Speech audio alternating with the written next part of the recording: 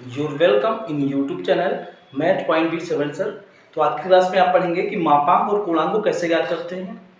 तो प्रश्न यह है, सम्मिश्र संख्या का मापांक और पूर्णांक ज्ञात करो। यानी सम्मिश्र संख्या कॉम्प्लेक्स नंबर इंग्लिश में बोलते हैं, उसका मापांक निकालना है, पूर्णांक निकालना है। तो सम्मिश्र कॉम्प्लेक्स नंबर को हम जेड से इंडिकेट करते हैं और भी सिंबल लगा सकते हैं, लेकिन यहाँ पे जेड से किया गया है। और इसमें दो पार्ट होते हैं, जो ये आयोटा लगा हुआ है इसको आयोटा बोलते हैं, इस तरह से बना होता है। ये तो आप ऐसे बना सकते हैं, इसको आयोटा बोलते हैं, ठीक है, आयोटा बोलते हैं। आयोटा के साथ में जो भी मान होता है वो हमारा काल्पनिक होता है। ये मान हमारा कैसा है, काल्पनिक है, काल्पनिक। और आयोटा के यानी बिना आयोटा का जो मान होता है वो हमारा वास्तविक होता है। ये मान हमारा वास्तविक है, ठीक है। इसके अलावा आपको क्या निकालना है, मापांक और पूर्णांक निकालना है। अगर खाली मापांक निकालना होता तो डायरेक्ट इसका हम एक फार्मूला होता है कि मापांक बराबर रूट में वास्तविक भाग का स्क्वायर ए स्क्वायर प्लस काल्पनिक का स्क्वायर, ये होता है, ठीक है। तो इससे निकाल सकते हैं, लेकिन यहाँ पे पूर्णांक भी बोला है तो इसलिए इसको दूसरे प्रोसेस से करेंगे। जेड बराबर एक फार्मूला होता है, आपको याद रखना है, आर कॉस थीटा ब्रैकेट में प्लस आयोटा साइन थीटा। ये जेड बराबर ये फार्मूला होता है, इसको याद रखना है।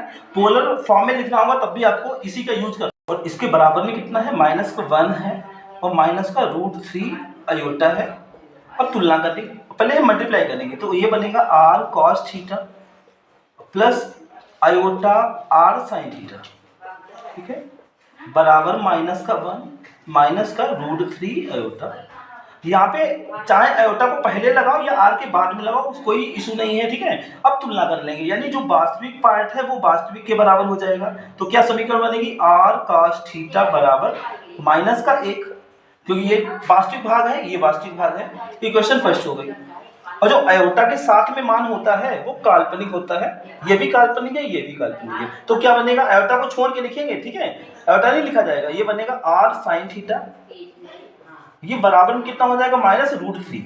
यानी आयोटा के साथ में जो मान होता है वो काल्पनिक होता है। ये काल्पनिक की तुलना कर ली हमने, तो यहाँ पे लिख भी सकते हैं तुलना करने पर, तुलना करने पर, ठीक है।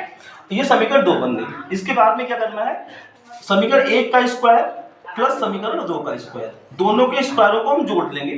तो इसका स्क्वायर करेंगे, क्या बनेगा, R square cos square theta plus इसका स्क्वायर करेंगे तो क्या बनेगा, R square sine square theta बराबर, ये स्क्वायर करेंगे, माइनस है तो माइनस प्लस बन जाएगा, एक इसका 1 हो जाएगा प्लस इसका जब स्क्वायर करेंगे माइनस तो प्लस में चेंज हो जाएगा, √3 का स्क्वायर करने पे रूट हट जाता है तो 3 हो जाएगा, यानी कितना हो जाएगा, 4 हो जाएगा, ठीक। तो यहाँ पे आर स्क्वायर कॉमन ले लेंगे, आर स्क्वायर कॉमन लेंगे, क्या बचेगा, कॉस स्क्वायर थीटा और प्लस का साइन स्क्वायर थीटा बराबर कितना, 4 आ गया।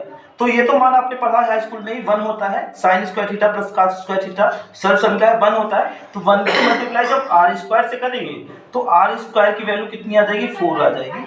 तो आर बराबर क्या होगा, √4 होगा। तो ये किसके बराबर हो जाएगा, 2 के बराबर, यही मापांक आपका हो जाएगा। तो आर बराबर कितना हो जाएगा, 2 हो जाएगा, ठीक है।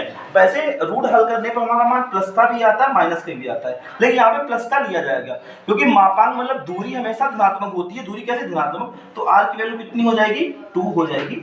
यही आपका मापांक हो गया, ये आपका मापांक हो गया, ठीक है। इसके अलावा इसको इरेज कर लें, इस साइड में लिख लो। अब आपको पूर्णांक निकालना है, तो ये जो r की वैल्यू आई है ये हम क्या करते हैं, समीकरण चाहे आप 1 में रख लो चाहे समीकरण 2 में रख लो, ठीक है। चाहे आप 1 में समीकरण में मान डाल दें r का, चाहे 2 में रख दें, आपका आंसर आ जाएगा। तो लिखिए समीकरण 1 से, समीकरण 1 से, तो समीकरण 1 क्या है, r cos थीटा है और cos थीटा बराबर में कितना है, माइनस का 1 है। r की वैल्यू कितनी है, 2 है, 2 cos theta equal to minus का 1, तो cos थीटा बराबर -1/2।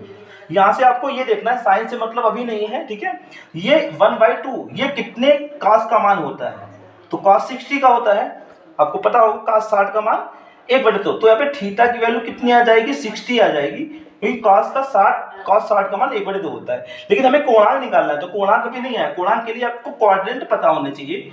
क्वाड्रेंट आपने 9th में सीखे होंगे, यानी चतुर्थांश जिसे बोलते हैं, तो उसको बना लेंगे। ये हो गया क्वाड्रेंट बनेगा, ठीक है। ये y होता है धनात्मक, ये y ऋणात्मक, ये x धनात्मक होता है, यक्स ऐसे बना है इस टाइप से, यक्स धनात्मक और ये यक्स ऋणात्मक होता है, ठीक है।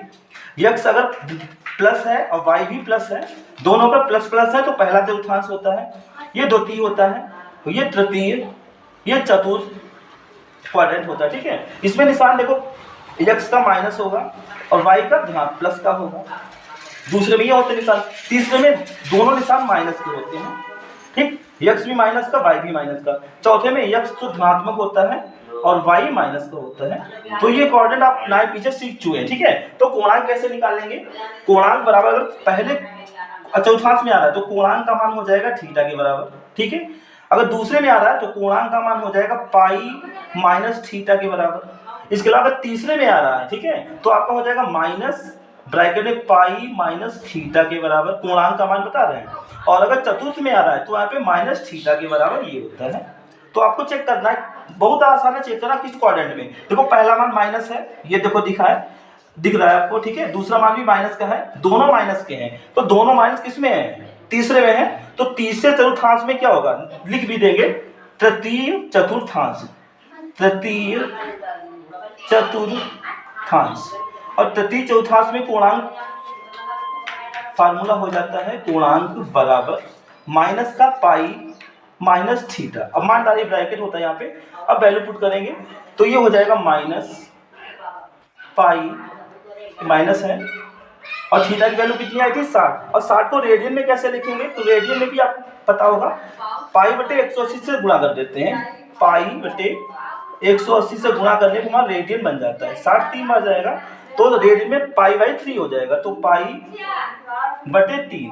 तो यहाँ पे हल करेंगे बराबर माइनस ये बटे में 1 कर देंगे, तीसरी गुणा 3 पाई माइनस ये गुणा करेंगे पाई कम पाई बटे में 3 कम 3। तो ये कितना आ जाएगा बराबर माइनस का, ये माइनस 3 पाई में से 1 पाई चला गया, 2 पाई अपान 3। तो आपका ये आंसर हो जाएगा। कोणांक आपका ये आ गया माइनस का 2 पाई अपान 3, और आपका मापांक जो है वो आपका ये आ गया, ठीक है। अगर कोणांक ना निकालना होता तो सीधे आप मापांक का फार्मूला अंडर रूट ए स्क्वायर प्लस बी स्क्वायर यानी वास्तविक का स्क्वायर प्लस काल्पनिक का स्क्वायर निकाल सकते हैं, ठीक है। लेकिन यहाँ पे कोणांक भी निकालना है तो आपको ये प्रोसेस सीखना पड़ेगा, और ये प्रोसेस आपको अगर सीख लिया अच्छे से तो सारे सवाल लग जाएंगे। आगे चल के ध्रुवीय रूप में निरूपण करना होगा तो उसके लिए ये सारे मान चाहिए होंगे। तो इतना आपको आई होप समझ में आया होगा, और अगले वीडियो फिर मिलते हैं।